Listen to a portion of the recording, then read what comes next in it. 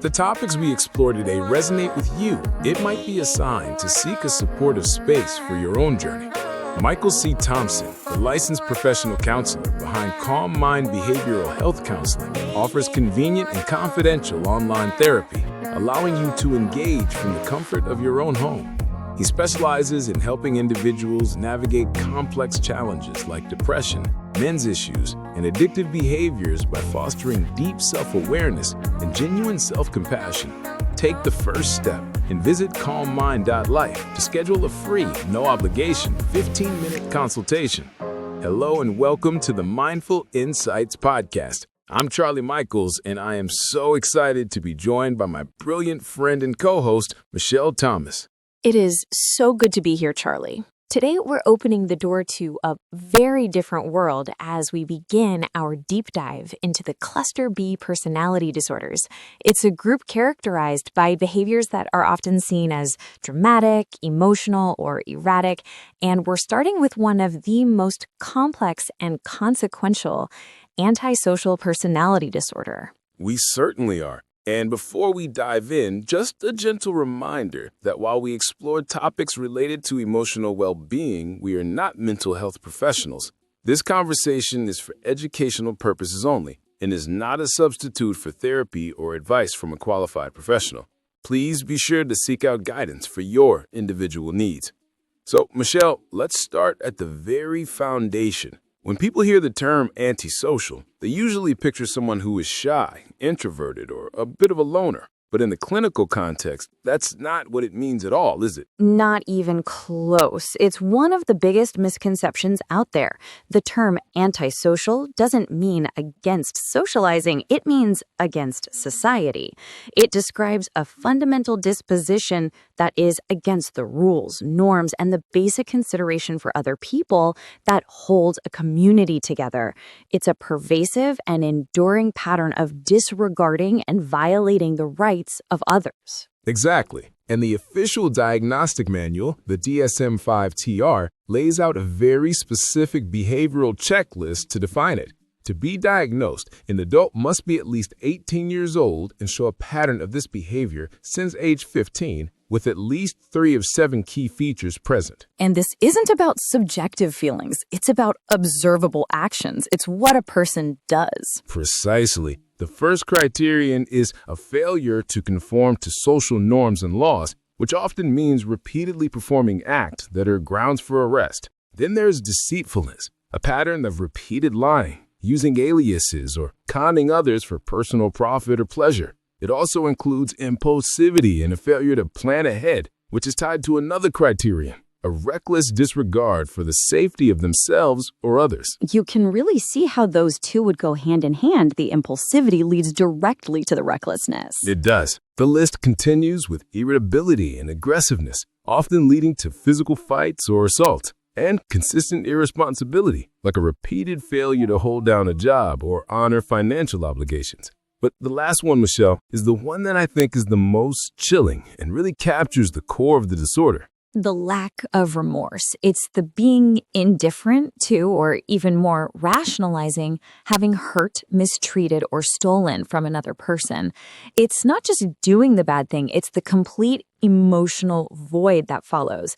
It's the ability to cause harm and then calmly make a sandwich or tell a joke as if nothing happened, because to them, nothing of consequence did. That is the perfect way to put it. This entire pattern of behavior doesn't just appear out of nowhere in adulthood. The diagnostic criteria have one more absolute requirement. There must be clear evidence of conduct disorder with an onset before age 15. And this is so critical. It reframes antisocial personality disorder entirely. It's not a moral failing that a person chooses at age 25. It's formally established as the adult manifestation of a childhood onset disorder. You can trace the trajectory back for years. That's right. Conduct disorder involves a persistent pattern of violating the basic rights of others or major societal norms. The symptoms fall into 4 categories: aggression to people and animals, destruction of property, deceitfulness or theft, and serious violations of rules like truancy or running away from home. So the seeds of adult ASPD are sown in childhood. And the research shows that the earlier these severe behaviors start, especially before age 10, the higher the risk of that child developing ASPD as an adult. It's not a switch that flips. It's the end of a long, tragic, and often predictable developmental road. It is. The damage this pattern causes is immense, especially in relationships. Let's take a quick break, and when we return, we'll explore the why behind this deeply challenging condition. Are you a man feeling exhausted and trapped in an emotionally unstable relationship? Do you constantly question your own reality? The workbook, Reclaiming Your Reality, a man's guide to healing from the exhaustion, emasculation, and entrapment of an emotionally unstable relationship, is for you.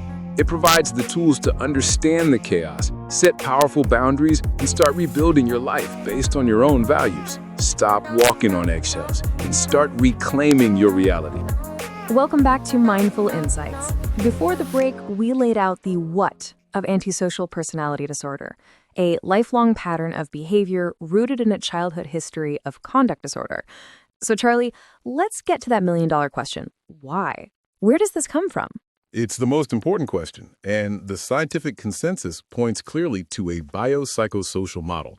It's not nature or nurture, it's the toxic interplay between them. Genetic vulnerabilities interact with adverse life experiences to shape the brain, which, in turn, gives rise to the disorder. Okay, let's break that down. What's happening in the brain, the bio part? The most consistent findings point to deficits in the brain's executive control center, the prefrontal cortex. Studies show reduced gray matter in the areas responsible for regulating impulses, weighing future consequences, and making sound judgments. At the same time, the amygdala, which is crucial for processing fear and learning from punishment, is often smaller and less active. So you have a brain with faulty brakes and an underactive alarm system. It's less able to control impulses and less able to feel the fear that would normally stop a person from doing something dangerous. That sounds like a recipe for recklessness. It is. This is often coupled with a state of chronic underarousal, where the person's baseline heart rate and stress responses are lower than normal. This may drive them to seek out intense, risky situations just to feel a normal level of stimulation. Now, these biological factors don't exist in a vacuum. The social part of the model is just as important. This is where childhood experiences come in. The link between ASPD and a history of childhood trauma, physical, sexual, or emotional abuse, and chronic neglect is one of the most powerful and consistent risk factors. A chaotic, unstable, or violent family environment is a breeding ground for this disorder. Exactly. And this is where the gene-environment interaction becomes so clear. The most famous example is the MAOA gene, sometimes called the warrior gene, which helps regulate neurotransmitters like serotonin. Research has shown that male children who have a low-activity variant of this gene and experience severe maltreatment have a dramatically higher risk of developing severe antisocial behavior. It's the combination of the genetic loading and the environmental trigger that pulls the trigger. Which is just so critical. It helps explain why not everyone with that gene becomes antisocial and not everyone who suffers abuse develops this disorder. It's the combination that's so potent. Now, Charlie, this brings up another area of confusion. People use the terms sociopath and psychopath interchangeably with antisocial. How do those terms fit in? That's a crucial distinction, and I'm glad you asked. First, sociopathy is an older, unofficial term that's now basically considered a synonym for ASPD. Psychopathy, however, is different. It's a personality construct used heavily in forensic psychology, not an official DSM diagnosis. While they overlap, psychopathy is considered a more severe and specific condition. Okay, so how is it more specific? What's the real difference? It comes down to what's being emphasized. The diagnosis of ASPD is based almost entirely on behavior. It's a checklist of what a person does, like lying, fighting, and breaking laws. Psychopathy, on the other hand, is defined by a core personality structure. It includes all the antisocial behaviors, but adds a crucial interpersonal and emotional dimension, a profound lack of empathy, a grandiose sense of self-worth, manipulativeness, and incredibly shallow emotions. So it's the difference between the actions themselves and the inner world that drives those actions. Precisely. This leads to what's called an asymmetric relationship. The easiest way to think of it is that all squares are rectangles, but not all rectangles are squares. Nearly all individuals who meet the criteria for psychopathy will also meet the criteria for ASPD. Their personality traits inevitably lead to those behaviors, but, and this is the key, only a subset of people with ASPD meet the criteria for psychopathy. So you can have someone who's impulsive, reckless, and breaks the law, meeting the criteria for ASPD, but they might not have that core predatory, remorseless, and emotional personality of a true psychopath. You've got it exactly right. It's a vital distinction because it helps us understand the different levels of severity and risk within the broader category of antisocial behavior. That's such a crucial distinction, especially when we start talking about treatment and prognosis. Let's take a short break and we'll explore that next. Are you looking for a novel with characters that feel real enough to touch and a romance that's as complicated as it is compelling? Anger's Bitch by Michael C. Thompson offers just that. This isn't just a story. It's a deep dive into the heart of Lyndon Gibb Gibson, an ex-con whose tough exterior hides a man grappling with his past and searching for a second chance at love. The chemistry is undeniable, the dialogue is sharp, and the emotional journey will stay with you long after the last page.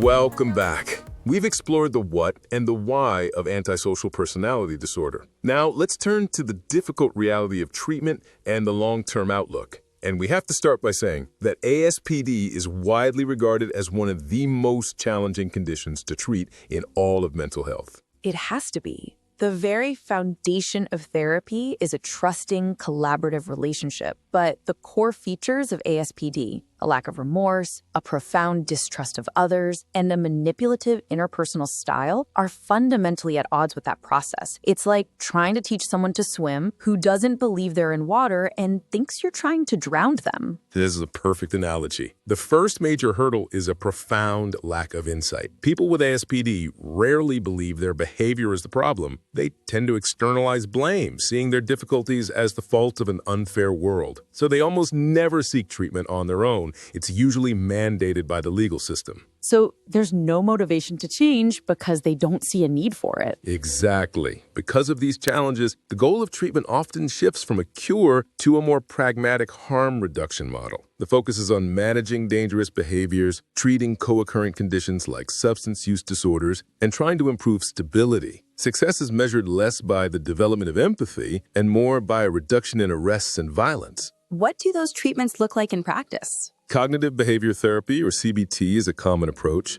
It aims to help the individual identify and challenge the distorted thoughts and beliefs that drive their antisocial actions, like rules don't apply to me or it's a dog-eat-dog world. And while there are no FDA-approved medications for ASPD itself, they are often used to target specific symptoms like aggression and impulsivity, or to treat the very common co-occurring depression and anxiety. It sounds like a long, difficult road. What does the long-term prognosis look like for someone with ASPD? Is change possible? Well, the disorder is considered chronic and lifelong, with a generally poor prognosis. However, there is a fascinating and consistent finding in long-term studies known as the burnout phenomenon. It shows that the overt criminal and aggressive behaviors tend to decrease in frequency and severity after about age 40. So they mellow out with age?